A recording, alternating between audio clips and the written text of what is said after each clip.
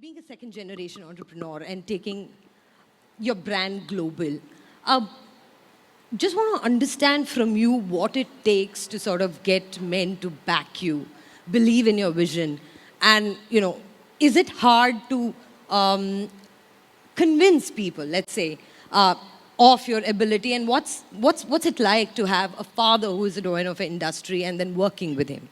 Sure. So we are a specialty chemical manufacturing company, and I think manufacturing actually is a very, very easy industry for women to succeed, because what really matters is your product, quality, and price. That's all. If you know your work, if you can supply your product, it doesn't really matter whether it's a man or a woman. And I realized that early on when I joined the company in 2006, all these biases are internal. It's created by us. I did not face, I don't think I faced issue because I was a woman, It was probably the same challenges that any second generation entrepreneur would face, being a man or a woman. Talking about my father, again, it's the same thing, If you're a 25-year-old man who's taking over from your father or a 25-year-old woman, it was absolutely, I don't see the difference. Sure. Ghazal, one thing that I want to, you've spoken about your journey in many forums, but from being a founder to now taking your company to an IPO, getting your company listed, has the journey changed you? Is the Ghazal Alagh that we see today very different from the Ghazal Alagh who founded the company? Oh, absolutely. I think it has changed me to the core. I wouldn't recognize the Ghazal Alagh that I was 7 years back in terms of having the confidence to be able to stand up for myself and say that I will prove you right. I think when I started early on, there was a lot of self-doubt because it wasn't like I had any experience in building a business earlier. I used to be an artist, I was painting, and I took on this journey just because I believed that I had the heart of a mother, and a mother knows best for his or her child, for her child, right? And that was the reason, that was the only confidence that I had in terms of taking on the journey. A lot of ups and downs that happened. I think I've also faced a lot of, as they say, that women founders and entrepreneurs, find it difficult. I did find it difficult at multiple points of time. I've grown over that. I've sort of figured my way out and ensured that I overcome all of those challenges. But one thing that has stayed constant is no matter what stage your company is at, even while I was trying to take the company public, I faced some of those issues. And I very recently talked about one where, pitching to one of these investors, and while we would have met like 125, 130 investors during our roadshows. 99% of them were fabulous. They were really good, and they actually valued what we had done. Of course, the right kind of questions come in, and that's fine. But still, there were these, 1 or 2% of the investors, which found it very difficult to believe that I, with no experience, can build a company like this. And one particular person, I'd want to quote him because it really hurt me when he asked that question. I was there in the room, and he has entire conversation about business with me, asks all the questions. We are having a face-to-face, and suddenly he moves to Varun and asks him that, if she was not your wife, would you still hire her? Wow. And that came as a shock and a surprise.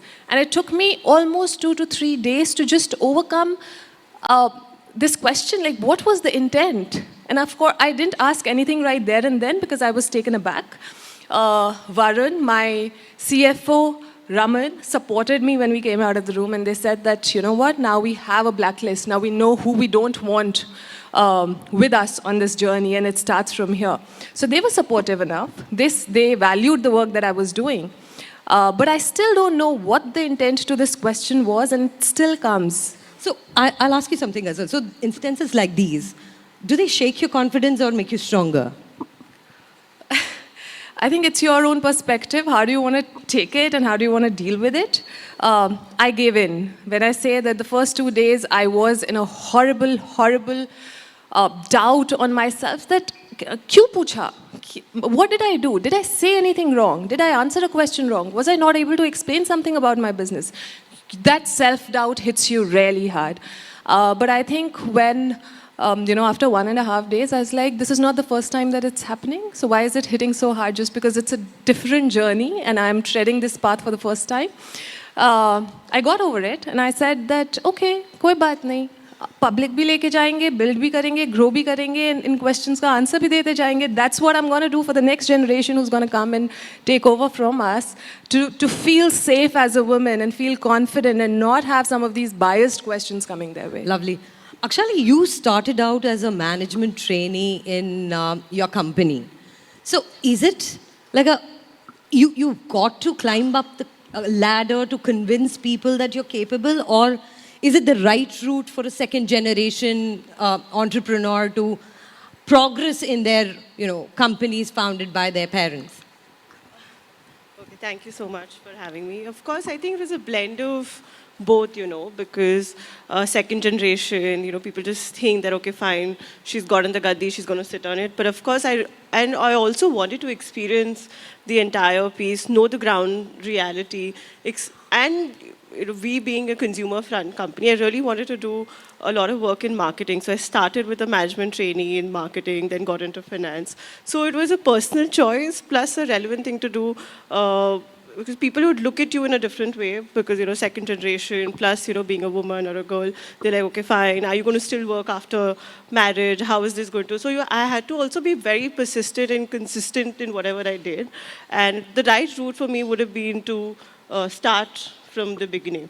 And it also gives you a much broader understanding of the business as well, because when you're actually going and sitting straight onto a board meeting to doing something from scratch yourself, you also get to learn the responsibility of handling a small, unit or a business or a business unit for that per se. So my father actually, he told me, okay, you start as a management trainee, see where you fit in, what works for you.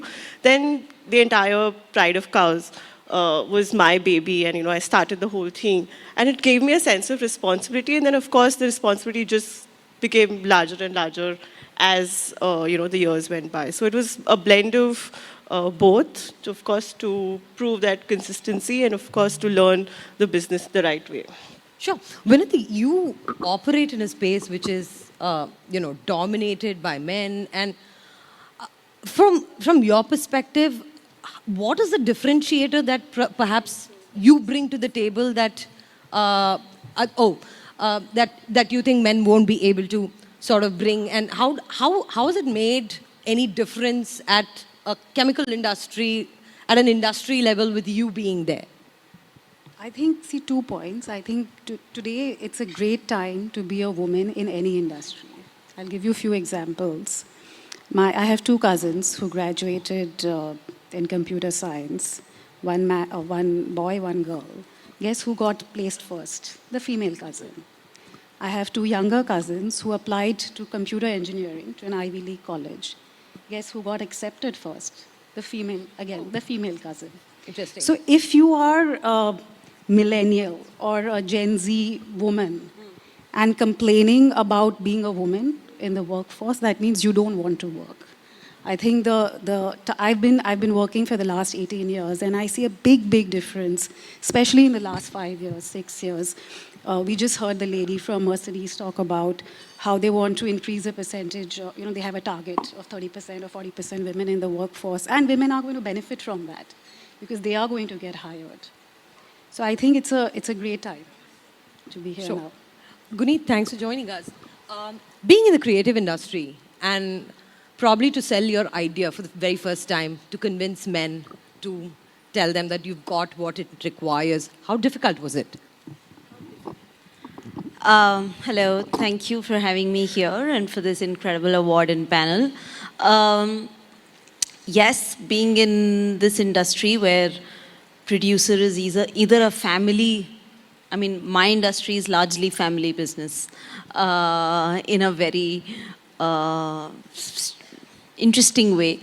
So yes, I'm a producer, and largely I think in India, producer is ya to jo paise dalta hai, या बहुत पैसा है, you know, construction and diamonds and, you know, different industries and or legacy, you know. And I have kind of just fallen in love with the business of telling stories and fall in love with scripts, and I'll go to the moon and back to make it happen, and that makes me a producer. And people like me are very, very common all around the world. It's just that in India, you know, producers seen somebody who's the bank, you know, who's I actually faced two kinds of hindrances. One, I was very young. So I think we're more ageist than men and women. I do think so. I think being 26 and producing Gangs of Wasseypur, or my first film I produced when I was 21, and I come from a very, very, very humble family. I raised money, I've crowdfunded when there were no crowdfunding mechanisms. But for me, it's actually been, what does it take? Like, it's okay if somebody else has that lens. It doesn't bother me. I don't have the lens. My only lens is कि ये होगा कैसे. So I'm so work driven, and I've tuned my brain to celebrate rejection. So I'm just like, my yes is coming. Maybe it's not right now, it's the next door. I have to keep going. So there's no time for, you know, to internalize gender bias. In fact, the Me Too movement allowed me to reflect and think, which was a few years ago, which is 5 years ago. It allowed me to think that, oh, there must have been a gender bias. For me, it was because as a 21-year-old to like, I think till the age of 35, I was just so busy working, having produced 40 films, whatever it takes. So if I thought that, and our reactions were not conscious reactions, like, okay, this is a bias and this is how I will deal with it. Your reactions are always subconscious. So if I felt like I don't have, you know, voice in the room, the next meeting I wore a sari. I have colored my hair gray, you know, because I kind of internalized age. So I'd just be like, okay, I have prayed for specs. You know, now I have permanent specs. So I've just been like, हाँ चश्मे लग जाए, थोड़े serious लग जाए. You know, so if you just Google me and my picture from Gangs of Wasseypur, I was 26 years old, but I have done everything.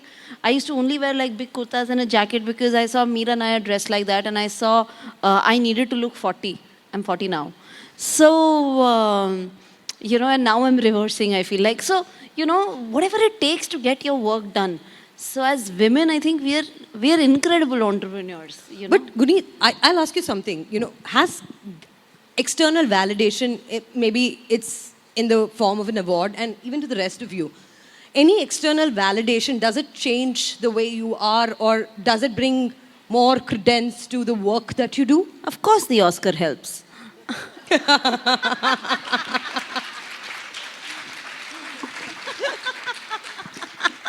Of course. So that does the industry see you differently now? और ये हाँ ठीक है, or you know, given that they're all legacy. I mean, आपको validation चाहिए किससे? You know, but किससे चाहिए होगा? My industry is all about the material you have, the script that there is. You know, my industry is like, yes, I feel everybody knows of my work and my footprint and what I have been able to achieve as an independent filmmaker, as an independent producer. It's very difficult to pinpoint. People here struggle. कि आप करते क्या हो? कैसे करते हो? कैसे किया? You know, India's first Oscar for any Indian production. You know, and or even when it was Lunchbox, or even when it was, you know, any of the titles that one has been part of. It has been innovation of business, because we've kind of traditionally done business in the same way. So just talking about money, finance, and business and entrepreneurship, we have so many co-production treaties that the INB has done. Nobody ever used it because we work in 100% equity industry. So kind of mix and matching, innovating, crossing boundaries, doing the first Indo-French co-production with Lunchbox, then repeating it with Masan, you know, winning for Period End of Sentence, and then for Elephant Whispers, documentaries, short documentaries. So it's been fascinating. So I feel everybody knows me. And I do think now they feel like I am international, Some people have also asked me, "Aap New York rehte ho LA?" I said Warsaw. You know, so that's why the trek to come here. But yeah, people do think like, you know, I think people really, it's their inherent need to put you in a box.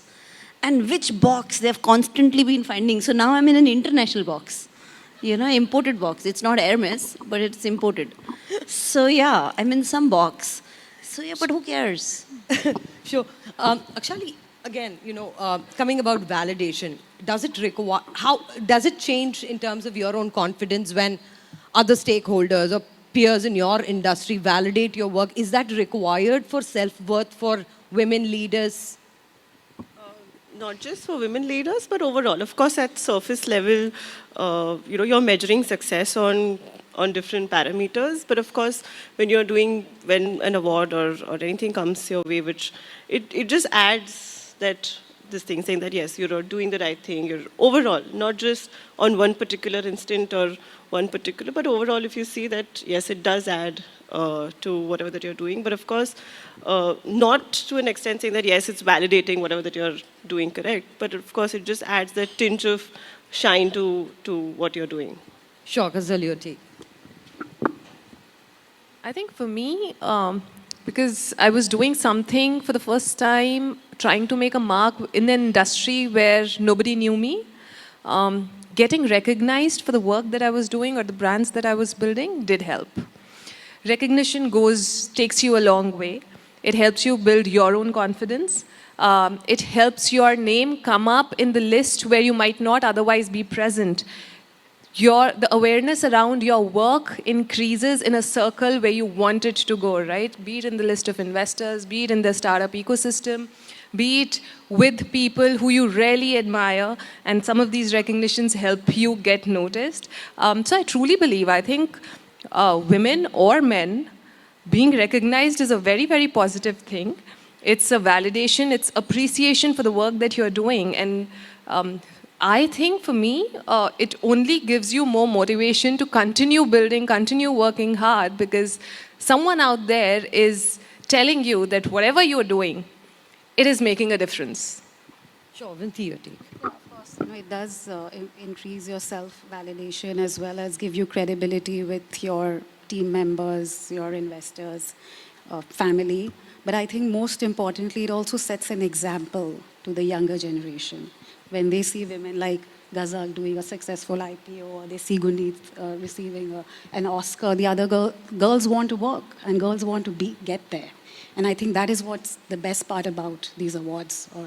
Vinati, on that note, in your own organization, right, having a woman leader, does it have like a cascading effect on the women who come on board on your own company? And what sort of correlation do you see having a woman leader to the workforce in a company? Well, definitely, right? I interview many candidates and women candidates, and they say they want to work in our company because we have a woman CEO. So they really expect that it'll give them the best opportunity, best flexibility, least discrimination, and so it does go in a long way attracting talent. Even for our board, we actually have 50% women directors on our board, and we are only in the top 5 companies listed in the country.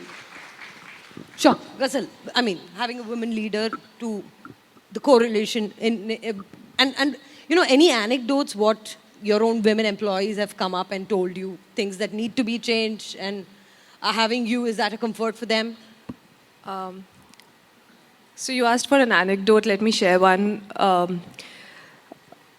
I was pregnant 2 years back. My son is 2 now. And earlier than that, I started the company because of my child, but women in my team or men in my team had never really seen how does a woman who's pregnant operate and still work, and how does that change once you deliver. And I had heard that there are a lot of inhibitions and a lot of doubts that women have, and coming back to work for them is often very difficult, but I hadn't experienced it firsthand. Today, I personally lead the innovation and R&D side of Honasa across the 7 brands that we have. For women, out of a team of 50 are currently pregnant. And this is the year when they've taken the most aggressive revenue targets to be delivered. Okay. And this is not because anybody pushed them to take aggressive revenues. This is them telling that we've seen you take up more responsibilities when you were pregnant. It gives us the motivation that if you could figure it out, and of course, there is a lot of conversation that happens around how did you do it, what did you do differently, how were you back at work, what kept you motivated, etc. But some of those conversations actually help set an example, because of which these women feel that despite the fact that they will be off for 6 months for their mat leave, nurturing the child, they will still be able to deliver these financial goals with the help of the team. So they in themselves are becoming leaders. They are trusting the teams that they are working with further to be able to deliver these goals. They are very confident. Whatever it is, 3 months, 6 months, nobody can plan for it. You have to get into that journey to finally see what is that time period that's working for you. It could be 9 months as well. But they are very confident that they don't want to give up. For that matter, we are 8 years old. 100% of the women who've been pregnant with us and have delivered a child have come back to work in 6 months. That breaks a lot of stereotypes. 100% of the women. And Guneet, does it having like a woman director, producer, does it make the Bollywood, international Hollywood, however you're bucketing yourself currently safer? We're living in the year of Barbie, where the highest box office film is directed by a woman. That Oppenheimer got the Oscars. That's fine. We got the money. Yes, definitely. The stats in India are against us. Less than 5% women are directors. So definitely the stats are in our face that work needs to happen towards that. And one is trying.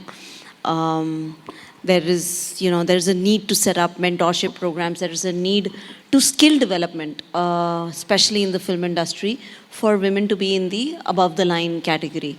Our sets are definitely have far more women across every DOP editors or hair, makeup, production, costume. That has considerably increased. But still, people putting money behind women-led stories. It's a function of box office. It's a function of a math, because the way the industry works. But I think it's a matter of time. It's a matter of time. We will have our own Barbie, and we will be breaking the box office with a female-directed film, with a female lead film, and the joy is not to have one of those. The joy is to have consistently many of those and prepare an army of women who are out there, getting funded to make their films. And now is the time. I think we're living in a very, very beautiful time with OTTs. So the opportunity has definitely increased. And now, the groundwork of mentorship in our industry for writer-directors, for women, is something that one needs to do so that we can increase the stats. Sure.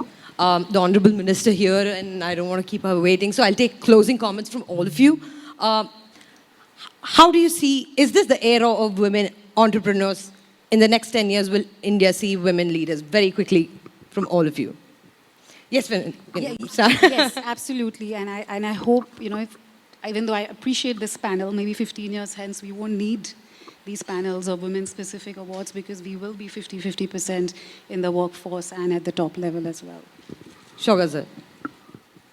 I think this is the best time that India is seeing when it comes to entrepreneurship, especially women entrepreneurship, where the ecosystem as well as the government is working together to ensure that we see more number of women taking this up, having an increased participation from them across fields.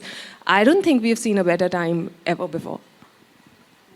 I couldn't agree more, saying that this is the best time in entrepreneurship overall, and especially for women, because, we are breaking all ceilings here. So, yeah, it's one of the best times to be this thing. I just feel we are not each other's competition. We are each other's companion. And that is so important to spread far and wide, that you shine, I shine. We celebrate each other across industries, across sects, because I think women run fabulous homes. So each one of them is an entrepreneur. And my joy is when, somebody's especially in the COVID, you saw women set up achar business, women set up, their own sari business, women set up, there's a 80-year-old woman who set up mithai ka business from Punjab.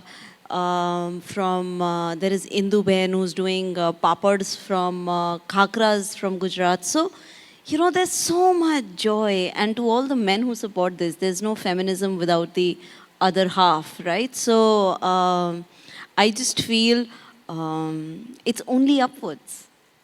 Lovely. Thank you all for joining us, and it was great. And I hope all our audience also enjoyed this session.